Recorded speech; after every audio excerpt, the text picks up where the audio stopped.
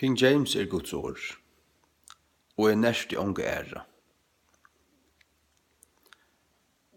Her stand jeg. Lad mig bare fortelle deg det. Og tid som hittar et mer, lust et mer, av YouTube. Tid tryggvande folk altså, som lust et mer. Lad mig bare fortelle deg om det, at tid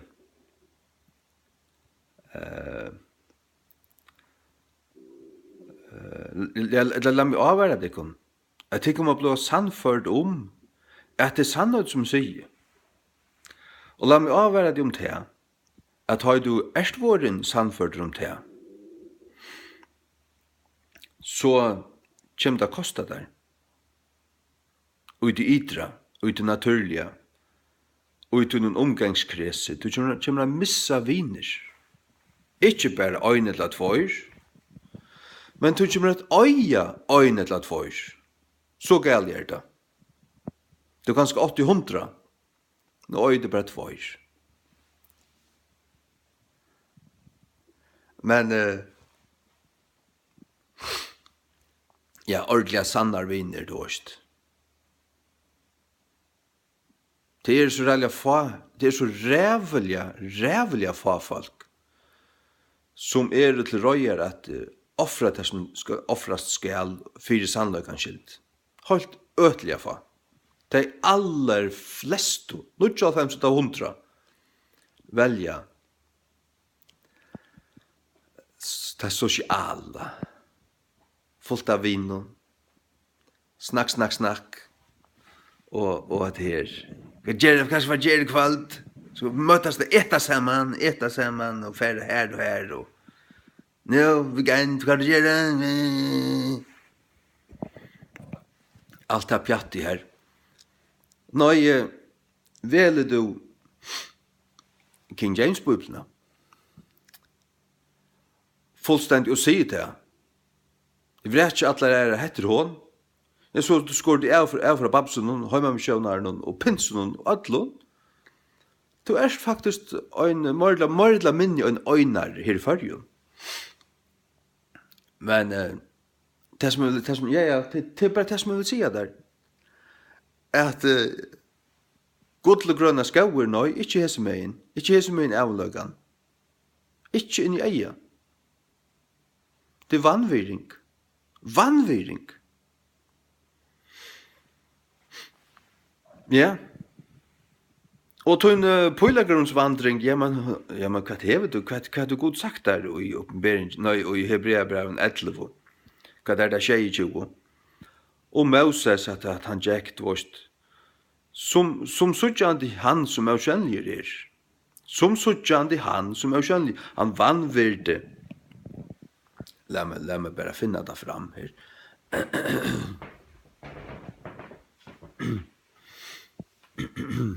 La meg bare finne det fram her.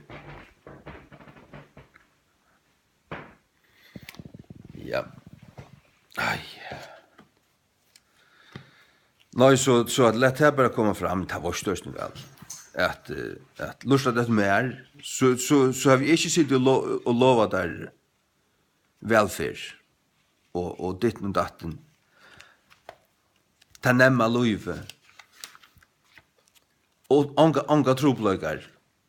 Nei, du får tropløygar. Det garanterer at du får tropløygar. Særlig hvis du veler sannløygan. Hvis du veler å standa ved sannløygans år, til å populært det.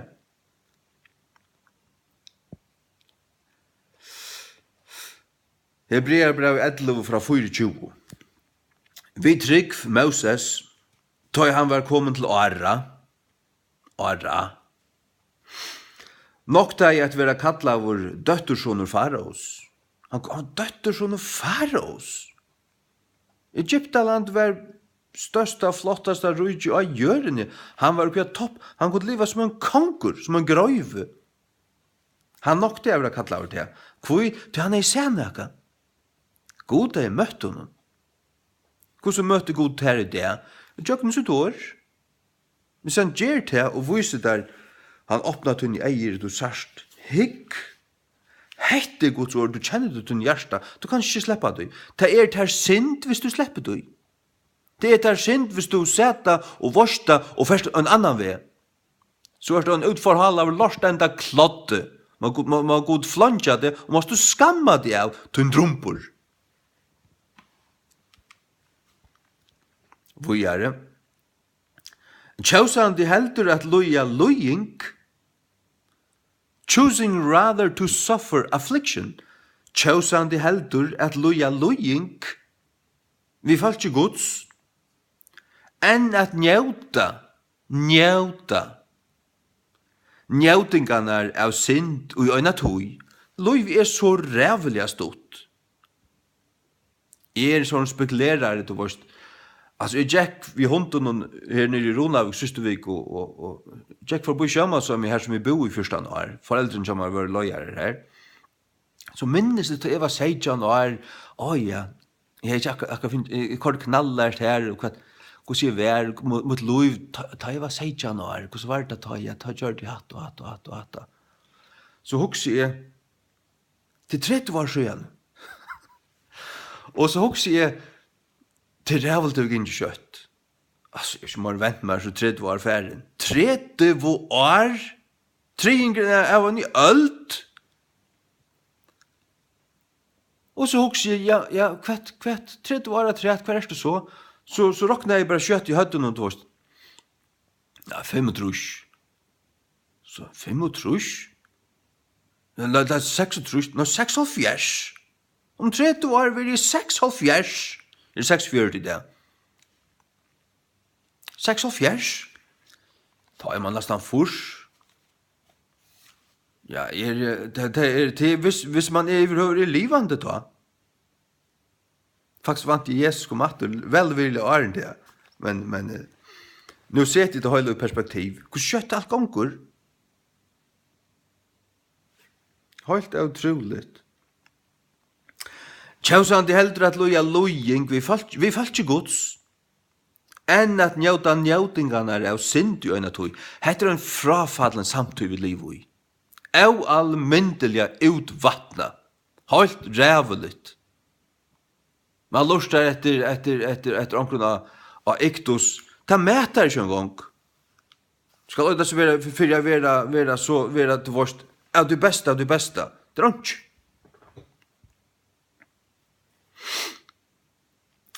Metande, nu er det vers 26, metande Kristi vanviring. Metande Kristi vanviring, større rujtedømmer enn dørgriper i Egyptalands. Jeg meter Kristi vanviring, større rujtedømmer enn hva disse heimering kan djeva mer. Jeg kjenner omkring menn som er veldig signer, hva skal han fære mannen? 3000. Så husker jeg, til helt oalmyndligt. Ikke vita så hårst. Så sier jeg, ja, ok, godt vi tog, men så husker jeg fire med, at jeg sier bare for å sette alt ut perspektiv. Ja, hva er det som du hever? Guds år, og Guds nærvero,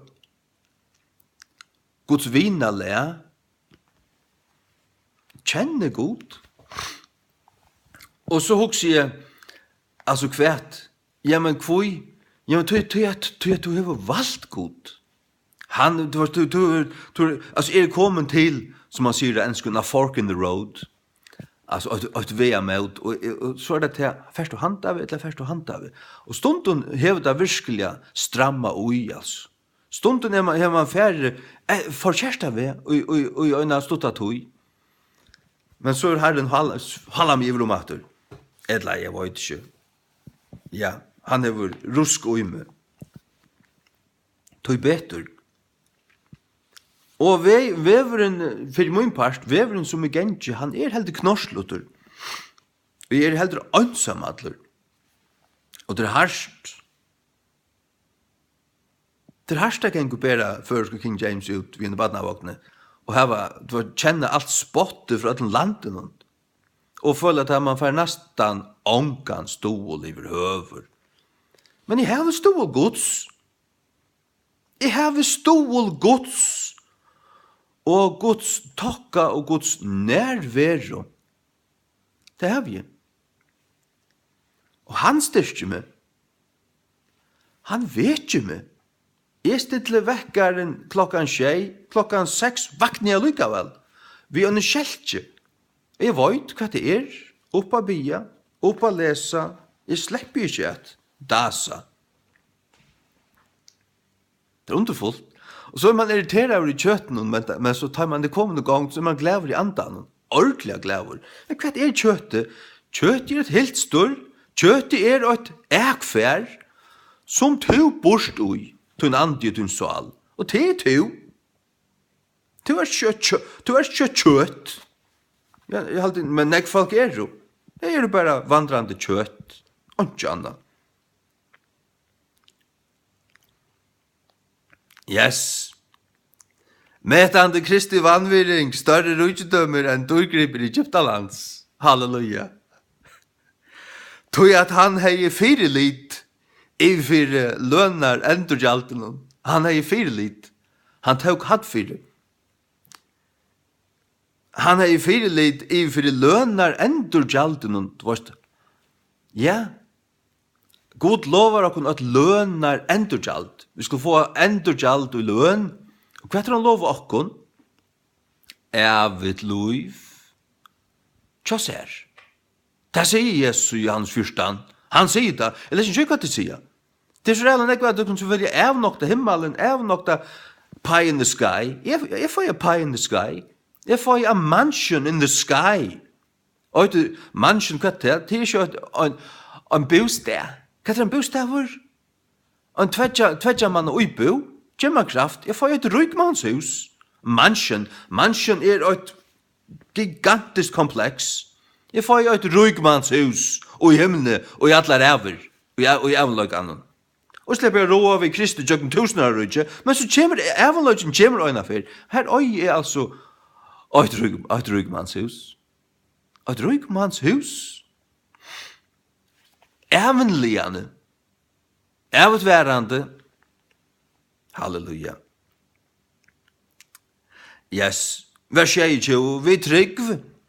Altså Moses altså. Vi trygg. Han ivergav Egyptaland. Vi trygg. Han ivergav Egyptaland. Oi øttande vrøye kongsins. Tog at han helt ut. Som suttjande han. Som er skjønnligere er. Han helt ut. Som suttjande han. Som er skjønnligere er. God er og skjønnligere. God feir, andre kan suttja anlitt feirsins og liva. Moses sleppa suttja rikkhansara, han helt sånna hånd hiljande, så han ikke skulle suttja anlitt hansara, til at andre med for seg anlitt feirsins og liva. Men så bardist Jakob vi en mann stender her. Atla natt, vi Peniel, og han så anlitt hansara. Og han sier vi en to barst vi mann, og vi god. Kvann er han så barst vi hessa notten her? Han er barst vi god, men ikke god feir. Han er barst vi god sonen, Jesus Krist. Evige person, Jesus Krist, andre personer tror øynehøytene. Og hvert? Han så anlitt hansara. Han så anlitt gods. Jesus er god. Men andre kan så ikke anlitt feirsins, sagt det. Halleluja. Halleluja. Da vi så ikke anlitt Jesus her, så ikke vi anlitt gods. Det er sånn jeg som spotta hatta. Let deg spotta. Det gjør hun ikke. Det ruiner ikke av det, det ruiner ikke av det, det ruiner ikke vidt det. Ta i du statur inne tja gode, og i hans sterska tårne, til du en bostaver under skugga allmåttuans, du lager han skjuta. Du varst at det er så, du varst at heimeren for å spotta. Jeg let han spotta. Og ta i så høytningene, så Guds avnokterne stinker opp høytte, så flenner du bare og sier, nå, Nu du visst du verst. Så er du en høytninger, menne. Du tålte ikke å høre det her. Du tålte ikke å høre at leser brev her. Og du sier hatta, og du spottar hatta, og du sier hatta, og sier, nå, ok, du er avtukket det sjølvan. Tog det. Det er ikke alt frelst. Det er flest er du er høytninger. Det er ikke frelst bare vi høyre til folkekirkene, badna døp, kom mer, genge kyrkje tver from året, stål på presten. Det er flest er ikke en døyd. Ikke en døyd. Det skal være endurfødd og frelst. Det vet du vel. Ja. Jeg var ikke frelstur før jeg var frelstur. Altså slett ikke. Tjekk vi om og kvann sånn det og kyrkju satt under linje og henne for fram til altar så ditten datten fikk prester leie hånden om et hødd og ditten datten. Jeg var totalt avfrelstur. Hei for i helvedes i døye. Ikke for en blå kattla over personliga, og tog med Jesus personliga, gjorde han ifrån mannen, tror jeg han i min hjärsta at han var deg for meg, og kjendest vi han, så ble vi frelstur, da fikk jeg fri. Inntil da var det støyn hamrande deg, og en kavhøyen høytninger. Lukka meg ikke, om vi kom mer av. Fløy flikkvann lukka meg ikke. Og hadde bare sannhøyt.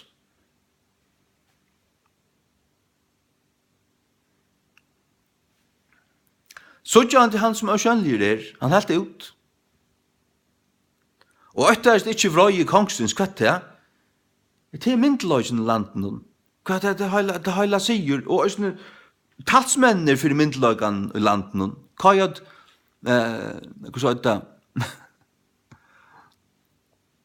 kringvarpe, og ditten datten, bløyene, fjellmilene, alt det patsi her. Høytninger, det vet vi vel. Det vet vi så allmyndelig vel, at det er høytninger. Ja, det fløyta vi da. Fløyta da. Halleluja. Så du er så avværaver, Lustar du til mer, blir du å lære nekka fra mer, blir jeg til å avvirka det, så kommer det å kosta der. Kommer du under avvirkan av mer, så kommer det bare å kosta der. Det kommer å kosta der og kosta der og kosta der. Det kommer å pøyna til naturliga mennesker. Det kommer å drepa til naturliga mennesker. Det kommer å kosta der alt. Er du klar til det? Er du ikke klar til det, så kan du pakka det. Så kan du pakka det. Det sier Jesus selv, han som ikke vil ta opp krossen dagliga og fylja meg etter, han er ikke verdur. Så sier øyne, jeg lær meg lykka for å gjøre feir min. Lykka feir, lykka hatt, lykka. Dette er deg å gjøre som du deg. Fer du å bo og tro ikke. Dette er deg å gjøre som du deg. Ja? Sier Jesus. Tykker jeg elskande Jesus. Ja, han elskar. Men han er søren dans som er på en framligur, og herrer, og kontanter. Det er han. 17. Timotheus 3:12, ja, og adler som vilja liva godeliga og i Kristi Jesus skulle loja ætsøkn, shall suffer persecution. Adler, åttan undantak, som vilja, fast du ta byrja fra hjertan av, ta byrja fra hjertan at jeg vil liva godeliga og i Kristi Jesus og i sin sint i heime, du får ta loja ætsøkn av heimen.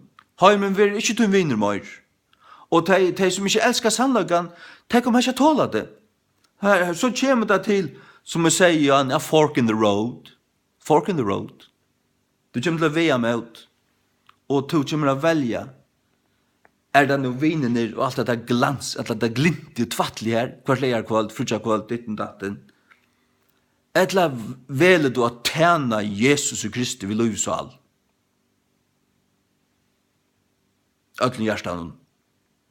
Så kommer det å sutja at han er brøyter. Han er ikke som det her.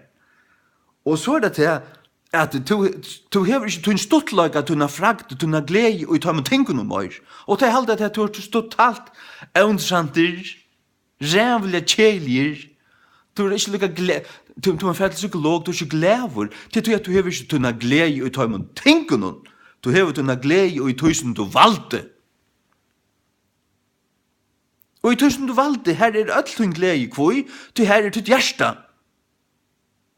Hver, og Jesus Kristi, og hans allhalga åre, KJB, FKJ, Populup, Amen. Så det et annet ting, en annen avværing, øysene, som han kan sammenvise ned, til det at om god løyde til, helt her til, the fork in the road, til VM-møte, og til å være setter opp av valg, og til et her ljøst, at KJB-skrastriga FKJ Guds sanna år, og hitt satans perversjoner, du sæta, hette Guds år, hittir ikkje, men du vrekar Guds år fyrir kaffe, og bollar, og honalig høyt, og ditten datten, og du skammast egentlig vi at bæra hetta, og standa vi hetta, tog at du vilt hava 100 kroppar og peter og i honalig høyt, følga varman fra öllum fellesskapen. Yeah. Som Peter vid elden, han sett seg her vid elden, og nokta i at han kjente Jesus. Hva hendte så? Det var så god du vil løyte fram til her, at han vil lukke sette på valg, og du veler versligheten, at du veler til for kjærsta. Du tykker for kjærsta ved. Hva hendte så? Så her er stort hjärsta, at han har, og det som god atleider til signing og glede, til verur til trea, og heter. Du får ikke hete det som du valgte fra. Du kanst bare elska åt. Du kanst egentlig bare elska god eller mammon. Du heldig det at rett øren og vannvirer hin. Det kunne ikke tjene god i mammon. Mammon pengar, men det er ikke i heimeren til alt det for kjærsta. Til det som Moses valgte fra. Sars du? La meg lese her ur Exodus til Mosebok 14 fra vers 19. Og Guds angel som fører undan løyre i Israels flytte seg bort og fører at omtøyr, og stølpen av skudgen fører framme for anlidet torra uifra, framme for anlidet torra uifra, framme for anlidet torra uifra, til at han var framme for ansikten torra, så fører han borster.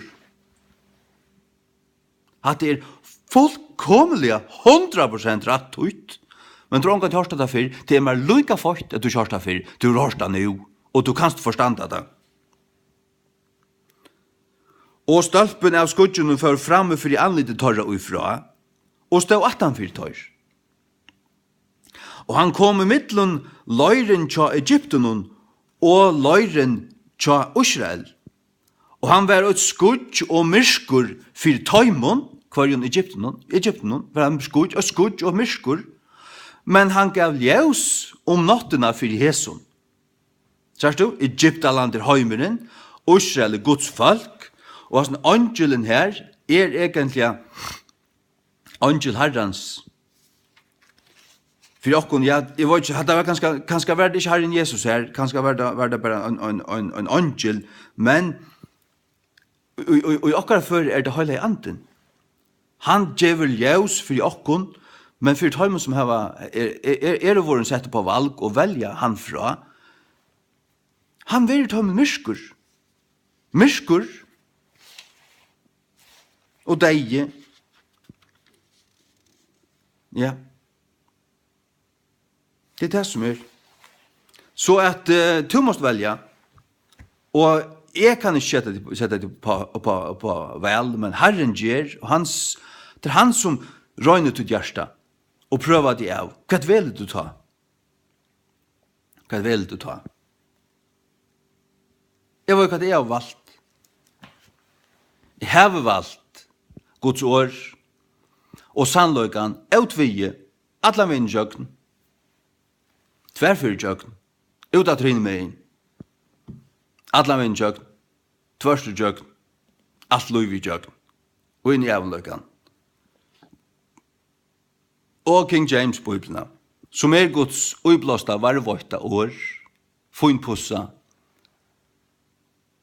Fynpussa bei av griskun, ta rette teksteren, 100% rett teksteren, tøytur ratt og rønt, ivra engst, hamsumal enda tøyarinnar, fullkomliga, allt som god hever givet okkur som han vil at vi skulle ha, det stender her ui. Og til nå var det tøyt ivra først. Og gamla testamentet det Ben Chaim, masoretiske teksteren, ikke Ben Asher, ikke Stuttgart, teksteren som Rudolf og Josef Kittel korruptera av sørst i 1800-tallet, den første 1900-tallet, den første 2000-tallet, korruptera av. Fullkomlig, Stuttgart satans perversjon.